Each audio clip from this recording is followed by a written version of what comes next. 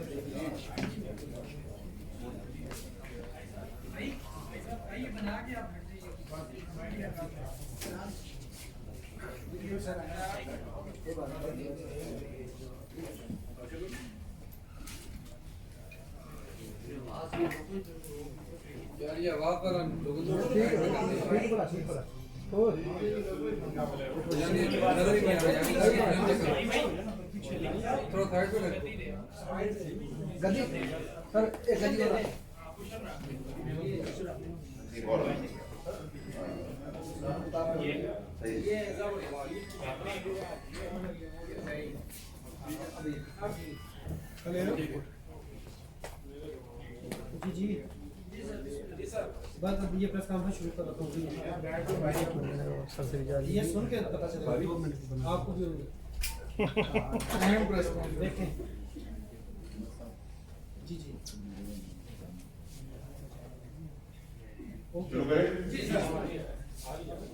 ایک تو آپ سب کا بہت شکریہ کہ آپ لوگوں نے تکلیف دی اس ٹائم کے اوپر.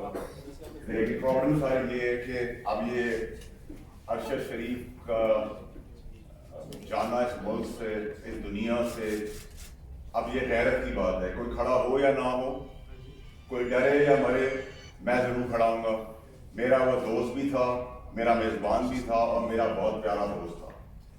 اور اس کی جو شہادت ہوئی ہے وہ ایک ایکسیڈنٹ نہیں ہے.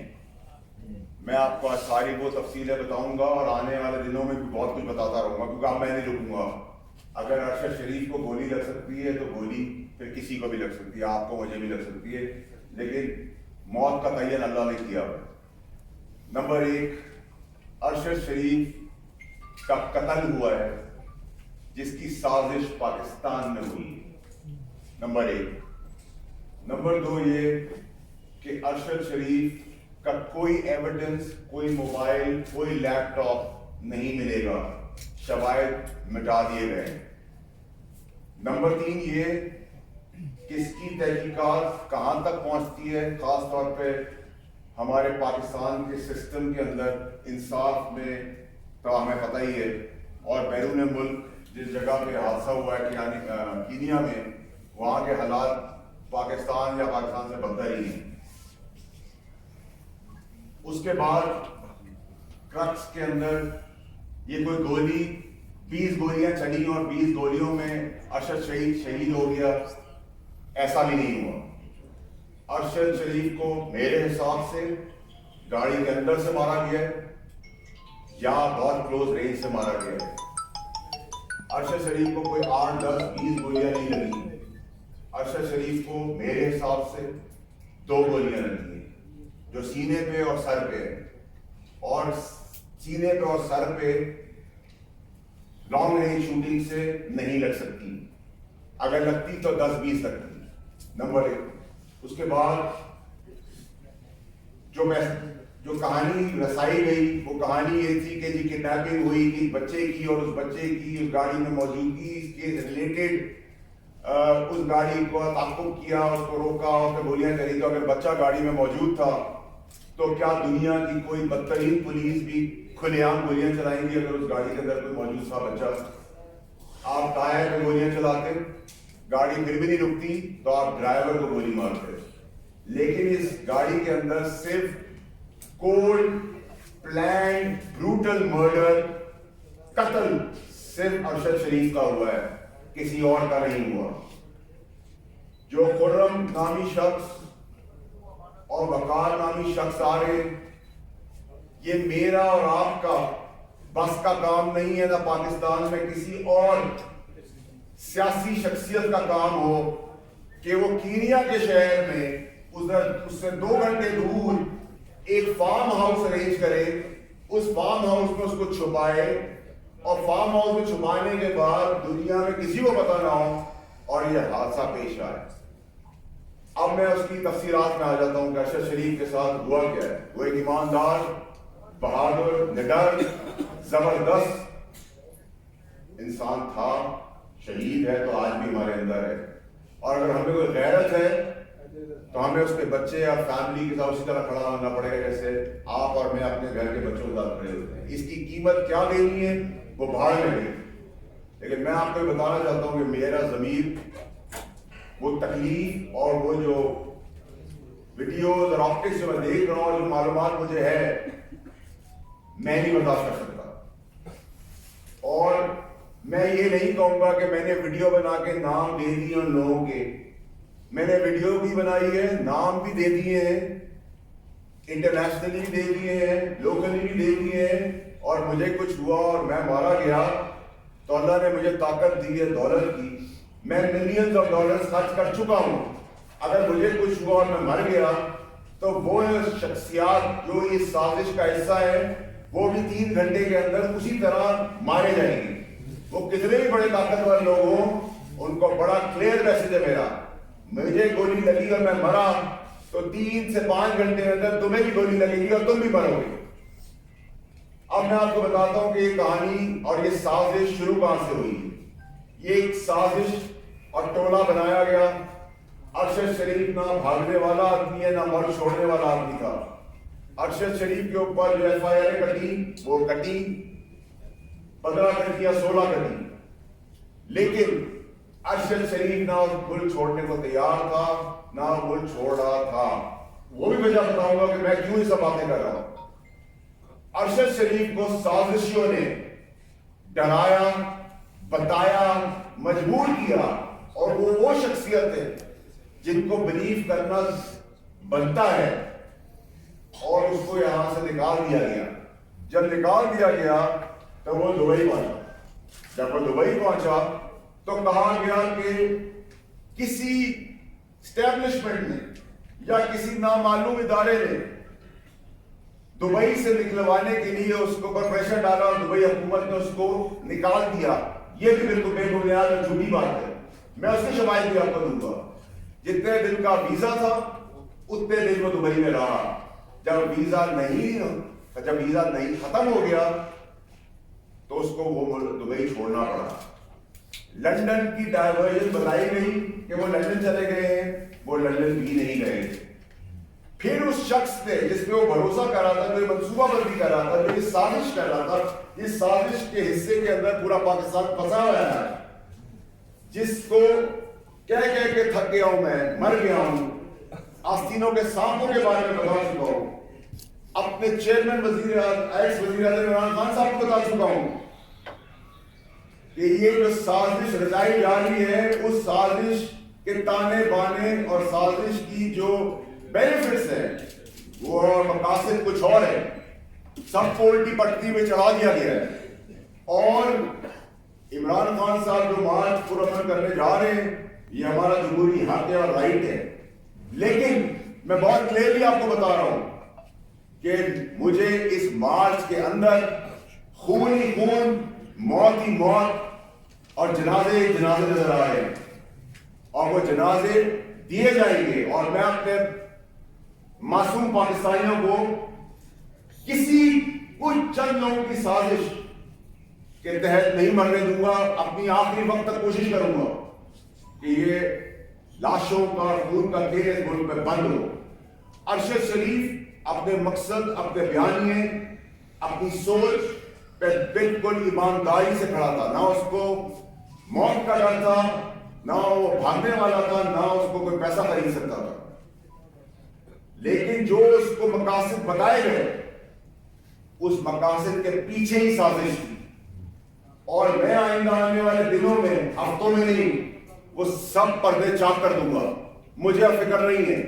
میں اپنے گھر والوں کو، اپنے بیوی بچے اور اپنے ماں باپ کو بتا کے آیا ہوں کہ اگر مجھے کچھ ہو گیا تو تحفے میں ان کی لاشیں بھی ملیں گی. یہ میرا وعدہ ہے.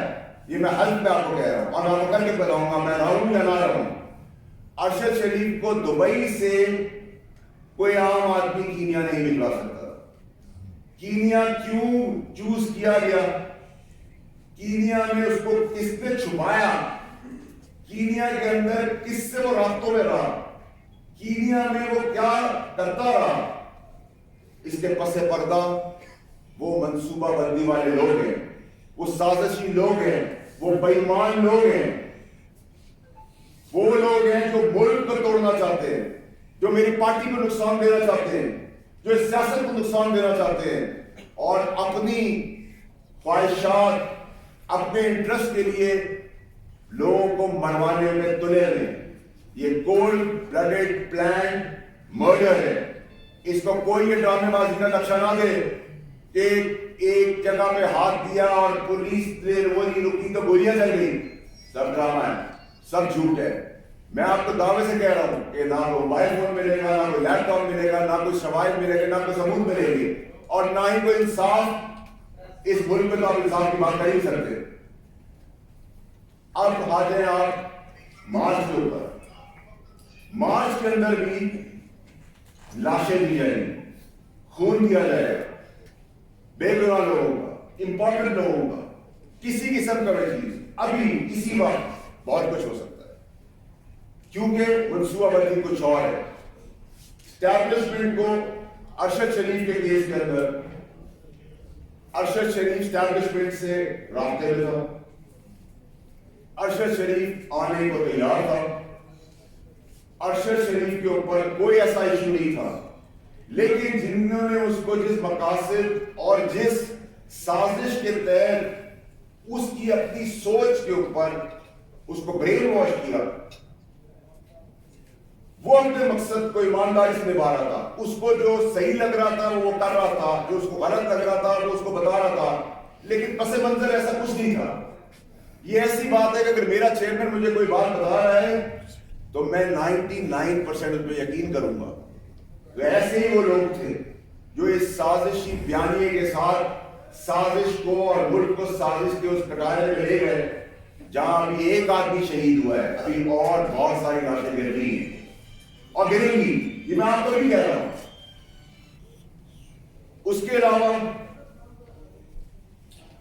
جو سب سے امپورٹنٹ چیز ہے, جو میں آپ کو کہہ رہا ہوں بار بار, کہ اس میں کسی اور کی شہادت نہیں ہوئی. جب اس کا استعمال ہو گیا, وہ پاکستان آنے کو تیار ہو گیا, تو خوف بیٹھا گیا, ڈر بٹھایا گیا کہ اس کو مروا دیتے ہیں تاکہ شواہد بھی مٹ جائیں گے اور ایک آگ بھی بڑھک اٹھے گی.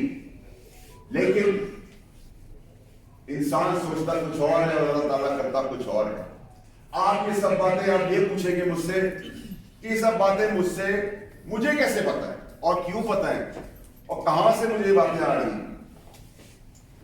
جب ارشد شریف اس ملک سے گیا ہے, اس دن سے لے کر آخری دنوں تک میں ارشد شریف کے ساتھ رابطے میں تھا, اور میرا فون اویلیبل ہے دنیا کی کسی جگہ پہ بھی فورینزک کے لیے کہ میں سچ بول رہا ہوں یا جھوٹ بول رہا ہوں. ویسے تو بہت ساری جگہوں پہ بغیر چھان بین کے مجھے جھوٹا کہہ دیا جاتا ہے, بغیر چھان بین کے, اور یہی اس ملک کا المی ہے. اس کے علاوہ یہ صرف اور صرف ایک اور چیز تک نہیں ہے. یہ جو پوری کہانی ہے, اس کہانی کے مقاصد ابھی پورے حاصل نہیں ہوئے. اس کے مقاصد میں ہم جو ایک جائز مارچ کرنے کی پرامن کی بات کر رہے ہیں جو معظم ممالک میں ہوتا ہے, لیکن اس مارچ کے نیریٹو کی آڑ میں جو ایکچوئل سازش رچائی گئی ہے, جو ایکچوئل گیم کھیلی جا رہی ہے, جو چھپن چھپائی کا کھیل چل رہا ہے, اللہ کا احسان ہے میں اس کاروباری گھر سے ہوں جس کے تعلقات بینک کے پریزیڈنٹ سے لے کر, اداروں سے لے کے, محکموں سے لے کر پاکستان اور انٹرنیشنلی بھی کنیکٹڈ ہوں. میں کوئی سڑک پہ چلتا ہوا آدمی نہیں ہوں یا سیاست میں آ کے دو پیسے کما کے بات کرنے والا آدمی نہیں ہوں. میرا فون فورینزک کے لیے تیار ہے. میں ارشد شریف کے ساتھ کانٹیکٹ میں تھا, ارشد شریف میرے ساتھ کانٹیکٹ میں تھا. اس کی گواہی ARY کے کچھ لوگ اگر ان کو اپنی زندگی کا ڈر و خوف نہیں ہوا تو وہ بھی دیں گے، کیونکہ ان میں سے بھی میرے کچھ دوست ہیں. لیکن جو میں بار بار کہہ رہا ہوں پاکستانیوں کو کہ یہ جو نیریٹو چلا رہے ہیں، یہ جو سازش ہے، یہ جو سازش پاکستان کے ساتھ ہو رہی ہے، اس کے پلیئرز پاکستان کے اندر موجود ہیں اور پاکستان سے